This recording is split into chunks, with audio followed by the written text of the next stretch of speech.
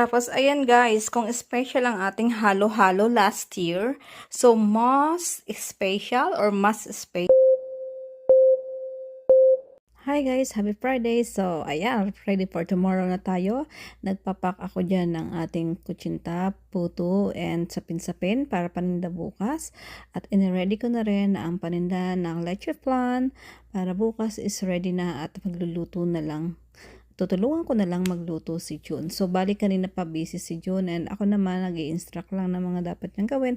Kaya bukas abangan nyo guys ang ating Street Food Fest Spring Edition. So, may mga kakanin din tayo at pwede rin kayo guys mag-dine in. So, ano pang hinihintay nyo? Punta na kayo bukas guys. So, mag-ila-lunch natin ang ating special na halo-halo. Ayan, as what I said on advertisement, with a twist. So, mas masarap to ngayon guys kasi mas maraming leche flan. Ang leche flan ang ating itatapping. So, available na yan sa Uber Eats and pwede din kayong mag-dine in. So, go around na bukas guys. Ayan guys, maglagay tayo ng sticker. Available na to bukas. Assorted na kakanin, puto cheese, kutsinta, and sapin-sapin. So, available din to sa Uber. Nai-upload ko na to sa Uber. So, you can try bukas. If you don't have time, you can order din sa Uber ang ating halo-halo. Halo-halo, milk tea.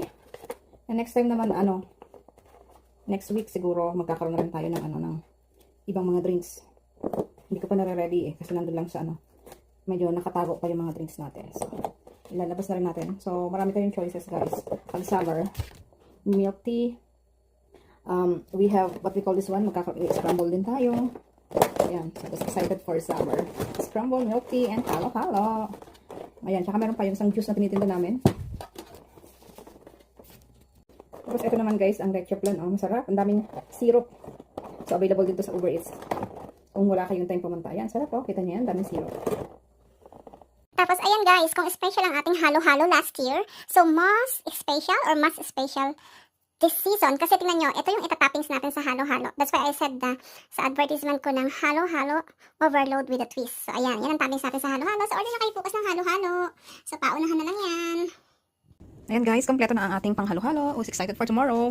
Ito na rin ang ating milk. So, ang ating halo-halo po kasi so creamy. And ako ay magbabalot pa ng barbecue at gagawa pa ako ng spring roll. And then gagawa pa ako ng duron para bukas yun guys. So invite ko kayo lahat bukas. Punta kayo sa store. Food fest natin. Street foods. Then available ang ating dine-in, take out. Then I try to i-upload ko sa Uber Eats ang iba. Tingnan ko kung pwede nyo na i-order bukas sa Uber Eats ang